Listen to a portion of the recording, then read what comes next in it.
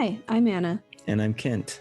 And this is Film and Family, a podcast about feature filmmaking for professionals in the film industry with families. Hit subscribe to never miss an episode. Let's jump right in. Okay, today we want to talk about your job as a filmmaker, as a parent, as whatever you do. And we want to talk about some things that make your job hard so that we can give you a tip to make your job a lot easier. So I came up with this list of things that make a job hard, just brainstorming. I'm sure I'm missing things, and I'm sure there are much harder jobs in the world than what we do. But some things that make a job hard, I think, are, first of all, the amount of energy that you need. So some jobs are very physically strenuous. For what we do, it's not as physically demanding. For some people it is. If you're a DP, you'll probably, or a stuntman or... Stuntman probably is the top. Grip crew is probably grips. Next. Yeah. DPs sometimes don't even touch the camera, depending on the movie. But yeah, there are varying degrees of physical demands depending on what your job is. And then there's demands on like how long you have to stay awake, which is a big one, I think. That's very big in our industries. How long do you have to stay awake? And I put that as the longevity of it, the endurance, which in parenting as well is a huge thing. It's not like you get home and you clock out and you're done. It's like that job could go all day and all night and you might not sleep and you don't get a break. It's just that endurance of the job is part of what makes it difficult. Yeah, filmmaking can be similar in that a single project can take years. Yeah. Especially a feature film with a lot of VFX. Those things can take very long. Nowadays, turnaround times are getting faster and faster, but even a couple of years can be, that's a marathon, man. You've got to stick with that project for a long time. Well, and even during production, that it's long hours every single day for weeks or months. There is a level of endurance to that. Reminds me of the song Local Construction by Reliant K. You can go look that up. Okay. Are you going to tell us why? It's a good song. You'll know why. Just go listen to it. It's interesting. All right. Another one is the amount of skill needed, which is like the amount of energy needed, but it's more of a mental energy. Some jobs, entry-level jobs, are often lower pay because they don't require as much skill or expertise. Or they require a lot of training and learning of skills, which sucks a lot of your time as a new employee. Yeah. Kind of sometimes lowers your value. You can be offering your labor and the benefit you get is the experience that you're gaining. But learning a new skill is very difficult. Learning has its own intrinsic hardness, I think, because if you don't have that skill, there's that learning curve, which makes it less enjoyable because there's this natural ease and enjoyment to something that is something you're very good at. And you feel like a lot of purpose in that, I feel like. And any job is going to be harder at first because of that learning curve, because you're learning how to get used to the structure that you're working within and the requirements of the job. Even if you're flipping hamburger patties, like that still is going to require some learning. Yeah. So any job, there's an amount of learning as you go. Now, some of these jobs, that period of training might be a week and then you're good. And some of them, it might be years and decades that you have to keep learning as you go until you're experienced enough that you don't need as much skill, or rather you have the skill. Well, and that super applies to parenting. It takes about as long to raise a child as it does to learn how to raise a child. So somewhat unfortunate. It's constantly changing as well. Just like careers nowadays, especially, careers are constantly changing. And that's the other one I put on here was change, because it's the same thing, right? Every time you have to adapt and be flexible to your tools changing, location changing, expectations being different, working with different people. There is a learning curve. Even a promotion or a lateral move in a company, or you're wearing some sort of a different hat. Yeah, all those changes. And I love that about film, is that every single project is totally different. Oof, yeah, that is challenging. It keeps it interesting. You don't get bored, but it is also challenging because you could be filming in a different location on a different camera with different people every single time, and just give yourself some space. Telling a different story with a different visual dogma, with a totally. Yeah. So a lot of these apply to parenting as well. Children are all different. Every single one that you get is different, and then they change a lot. Could I just get another one of those? just the same thing you gave me last time. Just give me that one again. Yeah, I liked this child, just how they came out, and I finally figured out exactly what to do. And then you get something totally different. So yeah, there's a lot of change in these jobs that we focus on in the podcast. Another thing here that I put is the joy factor. That's just, do you love it or not? Some jobs are particularly boring or gross for a person's preferences. Mostly referring to parenting and the gross factor. Well, I think that there are a lot of jobs that people say, ew, I don't want to work in the sewage system or with garbage or whatever. And when people portray parenthood in films, I feel like they always want to show changing diapers and how awful it is. But changing diapers, yeah, it's gross, but it's not that bad. Certainly there's a lot more difficult things that we can do in life than change a diaper. What makes changing diapers hard is like what they don't show you in films, which is when like the 1-year-old arches her back and like wiggles away, uses all the power within her body to wiggle away and run away while you're trying to keep her messy bum from rubbing all over your carpet or whatever. You have to hold them down with both your feet by the shoulders, and there's some technique there. Yeah. You start to learn. Scream at you anyway. Yeah, so it can be challenging, can be a little gross. Not the worst thing about being a parent, or most difficult thing, I should say, about being a parent. So there's that, the joy factor. And then the last thing I just put on here is the number of tasks or roles you play at once.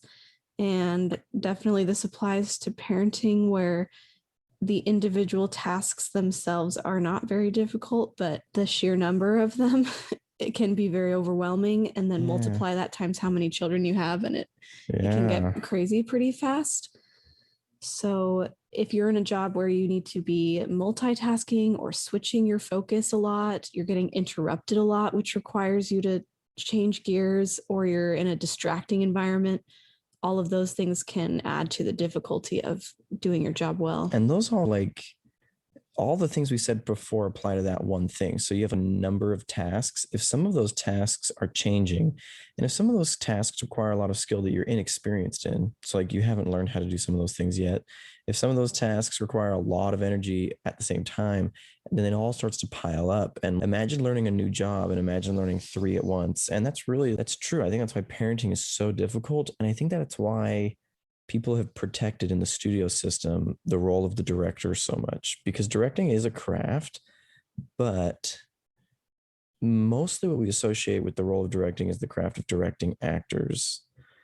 But there's so much that you need experience doing, I think, as a director. Often it helps if you have experience communicating with a cinematographer, or being a cinematographer, or understanding editing. You don't have to understand the NLE to be a director, but you need to understand the principles and the theoretical approach to editing and story and structure and script writing and art, and what happens in the frame and why that does what it does. And like, it depends on what kind of director you are, but all of those skills make it easier. It's just like with parenting. If you become a parent and you've never done the dishes and you've never taken care of your own room and you've never balanced the relationship, or even if you've just never owned a home, and then you buy a home and you have to learn, how do I change the air filter? That's how do I basic, simple things, but there's a learning curve to every single little thing you have to learn. And then I have to do all these things while tending to the like sporadic and unpredictable needs of 1 or 2 or 3 or 4 or 5 children, and maybe more even. And so, yeah, you can see how I really do think like film directing, especially, and parenting are extremely similar. Producing, I think, requires like a myriad of skills. Cinematography requires a lot of different skills and concentration. What's interesting is acting, I think, requires a lot of skills, maybe not all quite as multitasked, but sometimes, but often actors have to learn, they have to become dialecticians. They have to become, sometimes they're very physical in their acting approach, or they have to learn to do stunts themselves to a degree. Some actors learn instruments or languages for their roles. Some actors really have to learn a great deal. And sometimes they have to do all those things at once while on screen. Like, I have to learn to like do the walk the way this person walked if it's like a biopic, and like focus in a distracting environment and work long hours and maybe fly to a different location and meet new people. And you're living in a place you've never lived because you flew for the job, and you have to learn like, where do I get food? You're like jet lagged and you don't know where to do your laundry. And it's like all of these things combine, I think, in our industry a lot. And it's really not about ease. It's not just about we want to make our job easy, because easy is boring too. Like if something's too easy, we get bored. Start to feel purposeless. Film is definitely not that. I think it stays pretty interesting most of the time. But the window, like the sweet spot that you want to find is where it's challenging but not overwhelming. And we kind of just want to give you one tip to bring it down a notch so it's not quite as challenging if you're starting to feel overwhelmed in these kind of job situations from all these different things. Or parenting. Yeah, or parenting, whatever you do. A lot of these can apply, and some of them are just a matter of time. That time for you to gain experience, time for your body to get stronger if you're doing something physically strenuous, giving yourself time to adjust to a change and a new environment, stuff like that. But there is something that you can start right away that might make a significant difference. And that's what we're going to talk about today. Before we get into that, I do want to just add my voice to that idea that time will make things easier. There's a quote, I think it's by Benjamin Franklin, but so many people have been credited with this quote that I don't know who really said it first, but it's that which you persist in doing gets easier. Not that the nature of the task has changed, but that your capacity to do it has increased.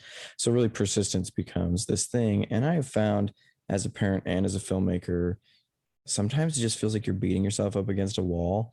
But then once you get a chip, like a crack in the wall, things start to progress a lot faster. And then it's exponential, right? Like you don't seem to be making any money, or you don't seem to be getting any opportunities, or you're trying to make a career shift. Maybe you're making good money, but you're trying to do something else. And maybe in your family, it's just everything feels like it's just at a crawl and you're stuck in a hard period of life or whatever. But kids do get older and reputations do grow, and people learn that you do things and you get better at those things the longer you do them, and the money starts to come eventually if you just keep persisting and moving forward. And there's lots of ways to speed that up, or there's wise ways to make sure that it's sustainable, but that principle I don't think should be glossed over or overlooked. Persistence is normal. It's normal for it to feel like a lot at the beginning, and I think that's something that helps me. I'm still at the beginning, but I've also noticed that things are starting to get a little easier as like my oldest gets a little older and we get a little more experience with things, and we start to make money doing what we actually want to be doing. And it just takes years and years of just doing it, and you're trying to do it, and eventually people catch on and things improve. And that's a good thing to know when you're starting out, just so that you know, first of all, that it will get easier as you practice. And this is part of the process of learning, but also so you don't overwhelm yourself at first. And you're going to need a little more focus, energy, and time as you're starting out. So I think about driving. When you're first learning to drive, I remember thinking, how does anyone talk on the phone while they do this? How does anyone eat food while they do this? I can barely focus on all of these different moving parts and like where do I need to go. And it was so overwhelming at first for me.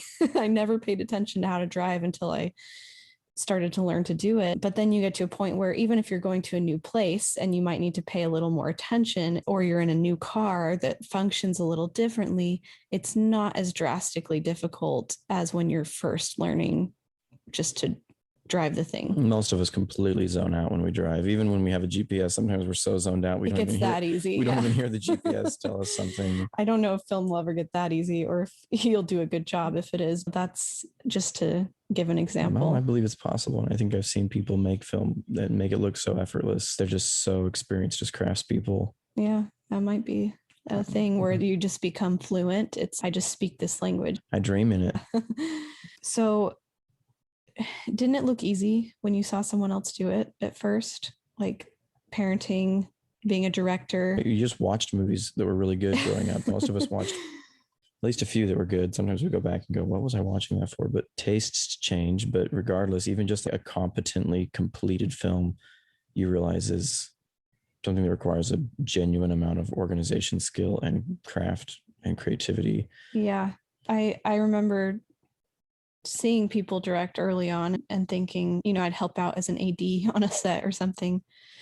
And the director's job was like, yeah, I mean, they're standing around, they're talking to people. It looked pretty easy. Same thing with parenting. I used to babysit a lot. So I would babysit, and it wasn't that hard to babysit other people's kids. And sometimes I was a nanny for a week in a row. And I thought, this isn't so bad. I must be pretty good at parenting. Now, as a parent of 3, and we have our 4th on the way, the 2 jobs are so different in their level of difficulty. And the main reason that I've noticed now is that parents function as rule creators and enforcers, and babysitters function as rule enforcers. So we see this dynamic in a lot of places, like in an employer-employee sort of situation. Again, when I worked, one of my first jobs was at a snow cone shack, and it seemed pretty easy. Like working with customers, sometimes they'd get upset, but it was pretty easy for me to manage that and just say, like, yeah, that's what it costs. You can go somewhere else if you want, or that's what the rules are. Like these are the times when we're open. I just enforced the rules that someone else had made and enjoyed making and eating and handing out snow cones. But for someone else who did the work of risking and doing all the permits and buying and creating a structure and having all the supplies and training all the employees, like that was quite a bit more work. And sometimes it seems, when you're on the ground floor, you feel that person's not doing anything. Like they're never here. They just get to make money off of me being here working. Or they just get to hang out and talk in meetings and stuff. Yeah. And you don't realize that they've actually done the majority of the work and also taken all of the risk that you don't take as an employee, which is huge. Without getting into too much of the burden of leadership, I just watched again the film Darkest Hour last night by Joe Wright. And yeah, you really realize that like people in leadership positions, they have to answer for everything. And they have to take all the huge risks, including in wartime, when you're leading a country, you have to make risks and make decisions about casualties. And they had to make strategic decisions in war that they knew were going to lose thousands of lives because of it. But it was going to save hundreds of thousands of lives. But it was, from what they could see, the best option. And he was the only person willing to make that choice, and no one else wanted, quote unquote, the blood on their hands. But those kinds of decisions are huge. And the other options were to lose hundreds of thousands of lives once again, and then basically let the Nazis take over England. You should watch the movie. It's really amazing. But anyway, I know that was probably a tangent, but it's a real job and deserves to be recognized. And leadership itself is, especially the more people that are under you, the more people you are leading. Yeah, it's very valuable. And most good leaders have been underneath leaders. They've been in your shoes, and that has informed them in being able to make the decisions that they're able to make and be effective at it. But even just realizing that these are 2 different roles was a breakthrough for me. When I realized as a parent, why is it so difficult to be a parent versus to babysit? And some of that applies to just the longevity of it or the emotional connection that you have to your kids. But I think that a big part of it is that you are the one who makes all the rules, and you're the one to enforce all the rules. And when you're doing both of those things at the same time, they can actually interfere with each other in some not so productive ways and make each job more difficult. Each one can make the other job more difficult when they're overlapping. I don't think it has to, but I think that historically that's definitely been a difficulty for me. And I think it's interesting how we in the United States have a separation of those roles, right? We don't have someone who creates, we don't have a king that creates and enforces all these things. We have a branch of government that legislates or creates or drafts laws. And then we have a branch of government that is in charge of interpreting those laws. And then we have a branch of government that's in charge of executing those laws. And also, on the same note, it's interesting to see how many religious leaders do this. Jesus didn't ever really say, because I said so. He often said, because this is what my Father has commanded me to do. And the Son doeth nothing save the Father commandeth him. Or I've said or done nothing except that which the Father hath said and done. And so he definitely relied on that. And I think that in any sort of religion, that's the case. It's a prophet appealing to the will of God, or the Son of God appealing to his Father, or whatever. And I think even those of us today find value in that in our family situations, even if we're not religious. Some people aren't, and yet they appeal to a higher principle or thought that maybe they didn't come up with, but they use that as a way to help their children understand the source of the rule. There's a source of it that's maybe separate. And those are maybe the rules that are easier as a parent. You don't feel as responsible for it, or you don't question it as much if it's just, this is the law of the land. I can't leave you by yourself, or I can't put you in the car without a car seat. There's some level of authority you can appeal to in Can some I of have those that situations. snack? Jesus said. Yeah, that's a little harder, right? No. I mean, you see this everywhere. Doctors have nurses, captains have first mates, directors have assistant directors. And it's so valuable to understand why that matters and how it makes your job more effective when you can see this distinction. For example, even when you're an enforcer of the rule, like a babysitter, you might be in a situation where there isn't a rule, or you don't know what the rule is, but there's still, you just do your best guess based on the rules you do understand. And there's not this permanence to your decision. So if I'm babysitting some kids and they say, can we have snacks? And our parents let us eat snacks endlessly. Some kids will say stuff like that.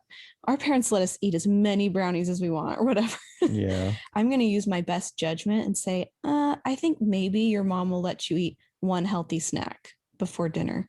So we'll just do that. And then I'll ask your mom about it when she gets home.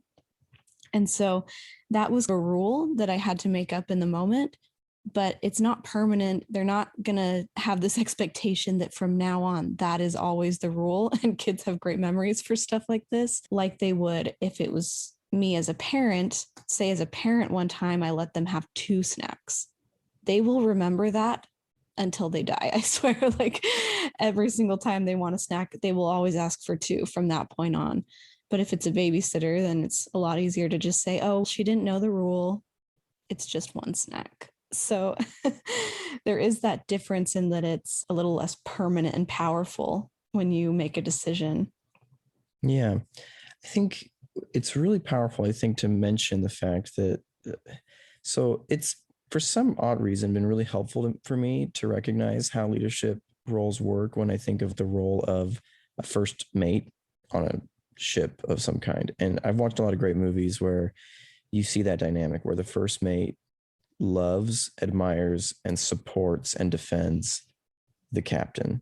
And I think Hunt for the Red October is one of my favorite examples of this. And that taught me a lot about like the power of having someone who represents you and is your front person, and yet who can appeal to your authority when addressing the team. It makes me think even of a lawyer or a doula, like all these situations where someone represents you. Yeah, it's interesting. And yet sometimes we feel like we don't have that as parents. I think this is a great case for marriage and why marriage is such a great thing for family situations. Now, not everyone is married. A lot of people are divorced, and a lot of people are single for other reasons, and they have single parents. There's just lots of single parents, and that is something that can become really difficult. But for those that are married, I think that this is something that might help the family dynamic and the marriage, which is to become each other's first mates, kind of a thing, become each other's assistant directors or whatever, and become each other's representatives. And I remember in my family, it was strictly against the rules, for example, to go to mom and ask for something and she says no, and then go to dad and ask for the exact same thing, hoping that his answer would be different.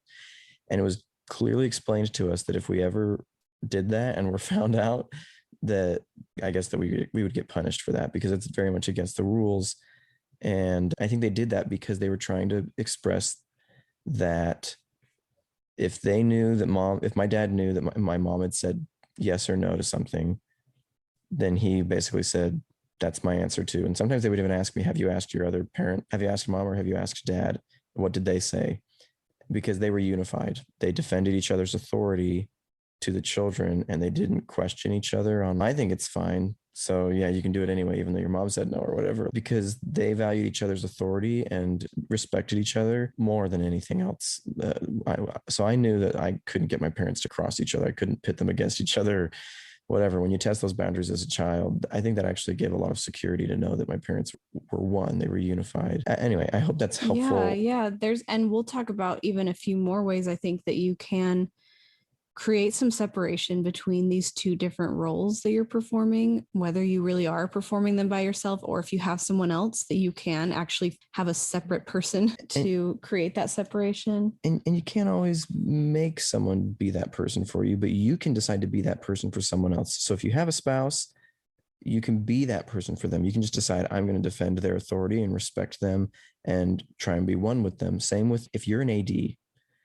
This is what I think would be the defining characteristic of a great AD always will be, I will be the front person for as many questions as possible, and all the drama I'm going to absorb. I'm going to try and make sure that the director is protected to be able to make these really hard decisions without getting all of the pressure directly from the crew. And if you are a first AC or anyone in those kinds of positions, if you can pull as much pressure away from the person that you are assisting or representing, then I think it's actually a leadership quality, and it'll make you a better leader when you find yourself in the position of being director of photography or director of the edit or director of the movie or wherever you serve as a leader or parent in some position or whatever. Yeah.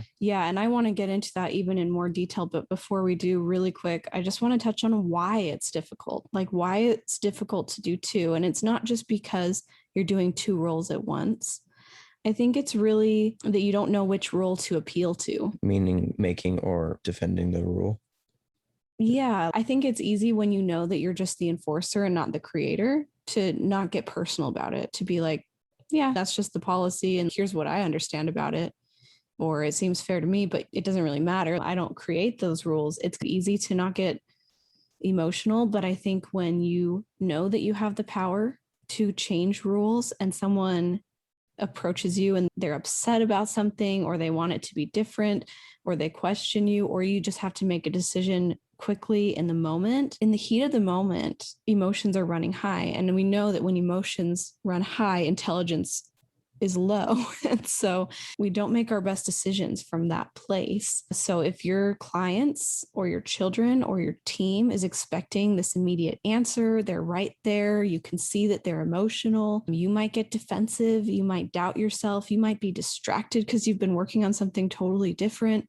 You might make a change impulsively that you regret later, that kind of undermines your authority when you have to go and change it. So there are a lot of reasons why that is a very hard way to function. And in parenthood and on set, I think that happens all the time if you don't have some sort of separation that's already been determined. And I think a lot of it's just self-doubt. So even if you have a rule that you've created, and let's say you have a bedtime for your kids and then there's some sort of special circumstance and they want to stay up late, in that moment, self-doubt can get in the way of enforcing the rule. If I'm a babysitter, I just say, no, this is bedtime. That's what your parent said. But when you're the parent, you might say, maybe I'll make an exception this time, but why? And is that a good choice? And they're just sitting there watching you make this decision. So instead of just enforcing it, you are questioning it. And they know you have the power to change it. So sometimes they'll push even harder. So I do think it's worth addressing why that is so difficult. And until you've experienced it, it might not make as much sense. But those two roles, particularly trying to do them at the same time when you're trying to enforce a rule and the emotions are high, is not the best time to be creating a rule. And also, if you're trying to create the rule and you're going to have to enforce it, you might not always do the rule that's actually the best structure because it's difficult to enforce. So they can overlap in a difficult way. I have some thoughts on that. Yeah. What are your thoughts? Well, my thoughts on that are that I think respect goes a long way. And I also think that respect creates a safer environment. So for example, like when either disrespect in either direction is going to destroy this. And we know that of the 5 dysfunctions of a team, the number one is lack of trust. That is the quickest way to destroy anything. So if you have a lack of trust in your family, things are just going to be hard. It's just going to be eternally hard. If you have a lack of trust in your team as a film crew or whatever, no one's going to feel safe. No one is going to feel safe to do the right the best work that they can do. And so if you have an AD, for example, if you have at least have a few of the closest collaborators on the crew where like you feel really safe exploring openly multiple options and saying, okay, we could do this, or we could do that, or we could do this. And you guys can bounce ideas around and then eventually come to I feel really strongly that this is the ultimate conclusion because we safely explored it all. And then everyone says, we are going to move forward with this choice. We explored ABC, we're going to do B. That's what we're going forward with. And then everyone goes, all right, we're going to back that up. But if they feel like their voices were like, if the AD or maybe your actor or the DP were kind of like, hey, we think that maybe this is like another option or whatever, and you really make them feel respected and you empathize with them and you thank them for the idea, like you really hear them out, and then you ultimately make your decision. That respect and that trust is going to really help everyone feel like they can move forward and back it all up together. I think that goes the same with parenting. We don't have to treat our kids like, oh, I'm going to sit here and I'm going to make this decision and you're going to see me struggle with it. I think it's okay for our kids to see us be human. I don't think we have to pretend, oh, I made that decision and I can't go back on it. And if I go back on it, they're going to recognize my weakness and they're always going to push me. I think it's like, I could even turn it on my kids and be like, what do you think? What do you think and why? And maybe they explain what they think and why. And then you say, I'm thinking this and here's why I think this. And then you can just make sure that each other are both trusted and listened to. And then say, I'm going to make this decision for now. And I think this is the best way to move forward. If we want to talk about it again later, we can. But for now, this is what we're going to do. And maybe they'll throw a fit and maybe they'll have a hard time. And you know what? That sometimes that is really hard. I just think I think openness is actually better than just feeling like we always have this responsibility to enforce or push or whatever. I think it's just making decisions and standing by them and letting people do what they will with those, not from a place of, I don't care what you think, but from a place of respect. I respect your agency and I respect that you might throw a fit. I respect that you might put up a fight or disagree with me. And really, like, that's okay. But also having enough self-respect that this is really what I feel is the right thing to do. And I'm not going to change that just because you're upset with me, because that's the wrong reason to change a decision. Yeah, I definitely think having respect for each other can soften this a lot and make it easier and safer and okay.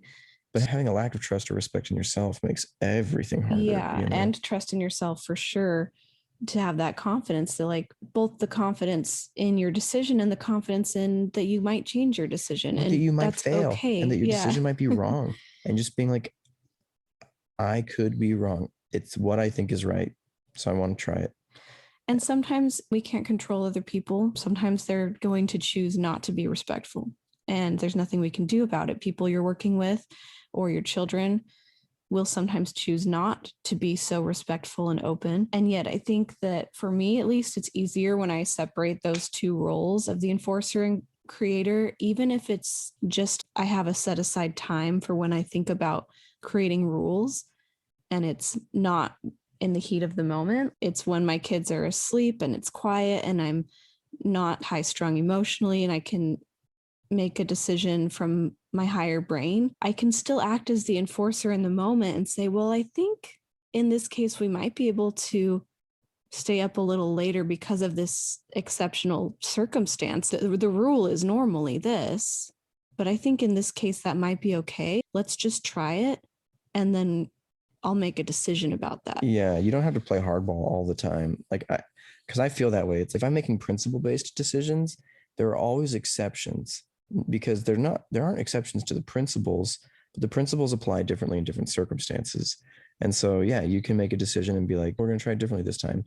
And then the next time around, you might say, those circumstances were different. That's why we made that exception. But this time we're going to stick to the rule. Or we did that exception and I didn't feel like it worked out right, so we're going back to the rule. And just being okay with or anything. All of us, our job is to make the best decisions we possibly can. And we have to make those decisions sometimes for a team or for a family. And I think when I accept your own decision-making, which for me right now, if I could say I've learned anything from doing this podcast episode with you, Anna, it's probably, and this is something I think I've been learning and even struggling a little bit with as a filmmaker, and maybe even as a parent, is that decision-making is really our job.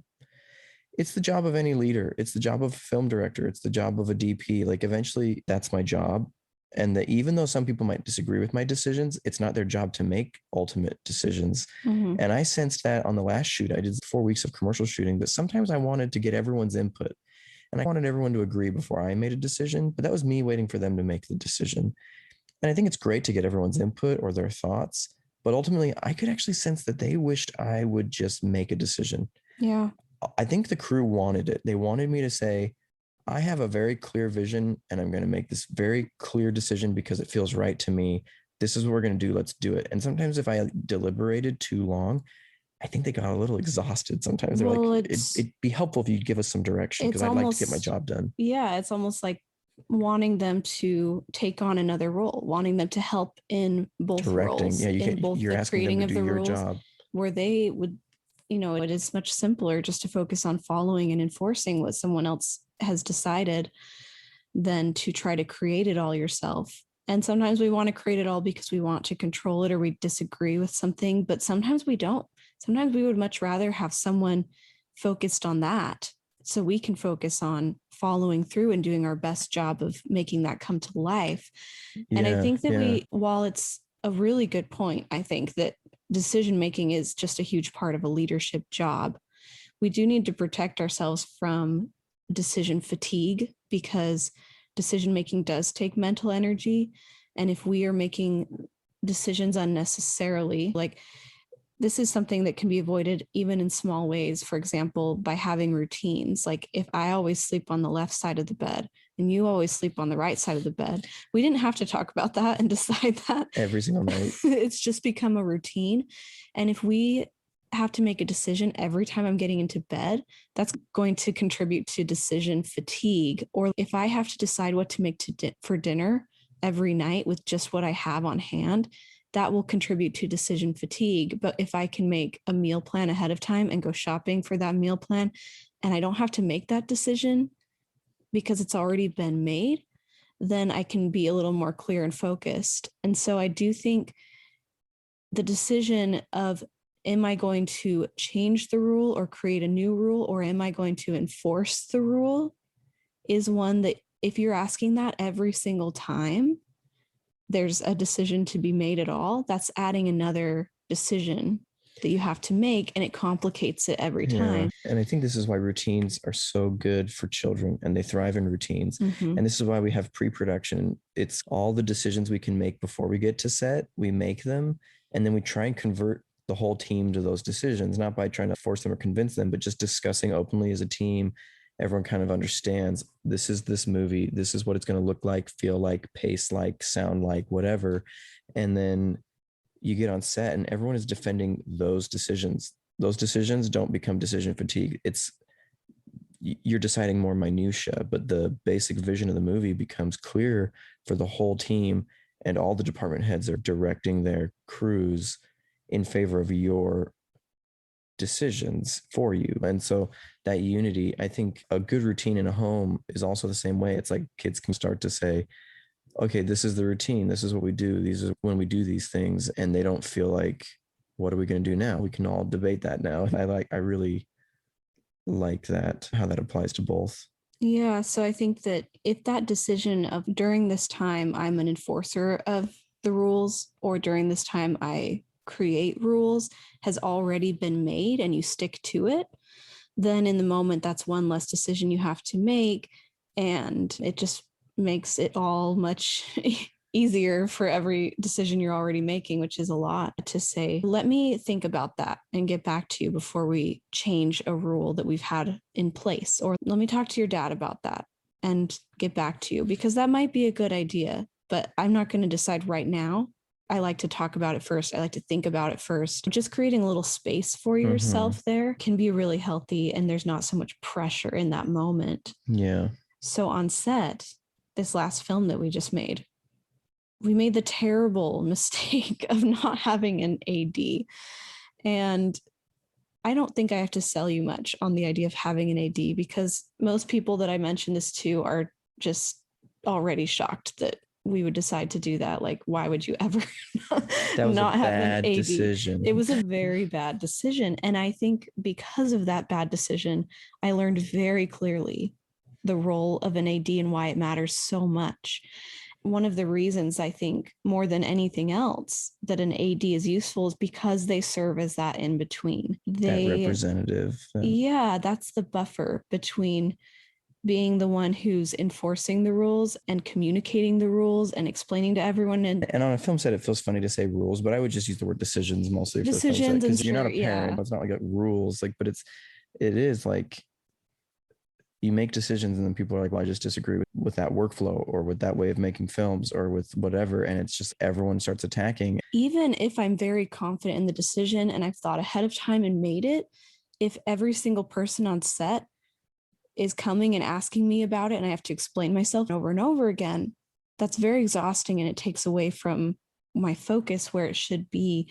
So there's a lot of things an AD can do to handle that huge influx of communication coming at the director when you're on set.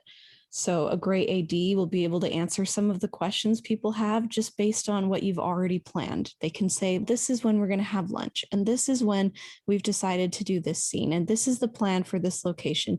They can clarify questions that have already been decided, which is one less, it's a lot more than one less thing that the director has to do, because I was shocked how many times I would answer the same question over and over again for different people and different things I'd already decided. And in life, I think I would refer you back to the episode that we talked about weekly planning. And that is one other way that you can make a lot of decisions up front. You can clarify routines. You can make plans about what am I going to do this week? What am I going to do today or tomorrow?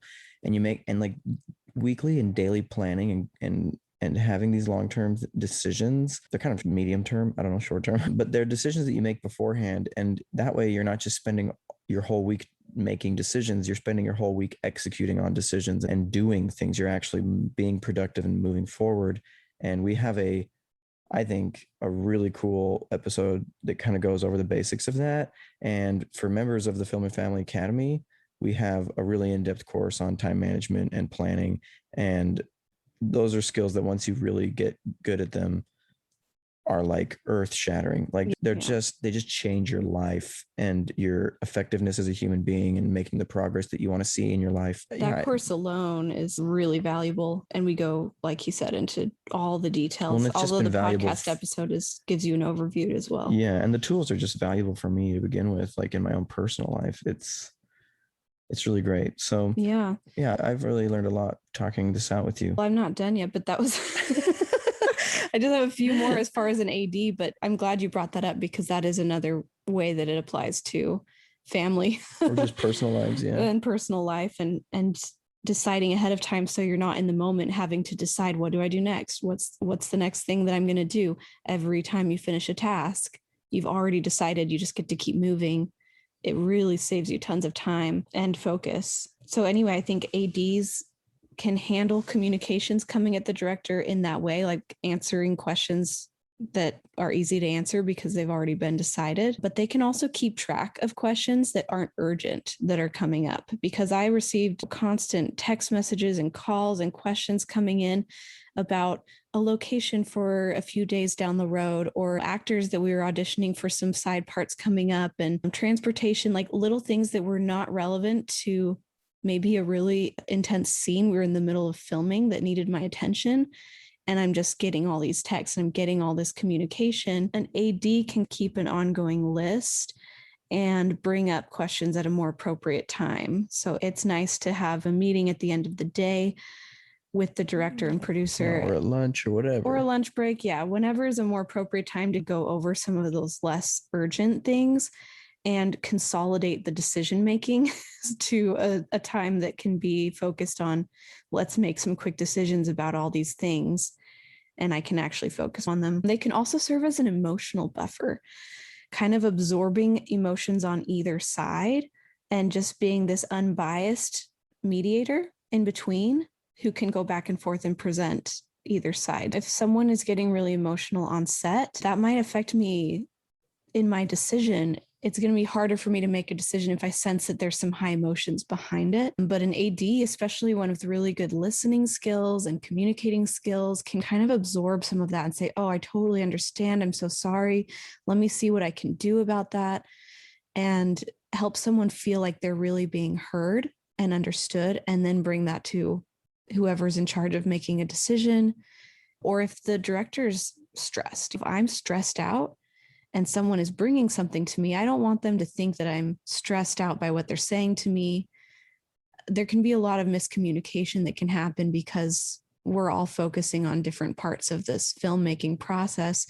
But a good AD can really absorb some of that and just be this unbiased like person who can be on both sides. And it doesn't have to feel like there are sides. It can feel like the whole team can be heard and helped and work together. Yeah, an AD is less of a divider than he or she is a unifier. Yeah. You know, like they glue the director and the crew together in vision and understanding, but absorb a lot of the emotional weight of having to deal directly with emotional issues. And someone might be a little more comfortable if, for example, they're having a problem with me as a director. They might be a little more comfortable talking to an AD about that and just say, I feel like the director's really distracted because of blah, blah, blah, or whatever.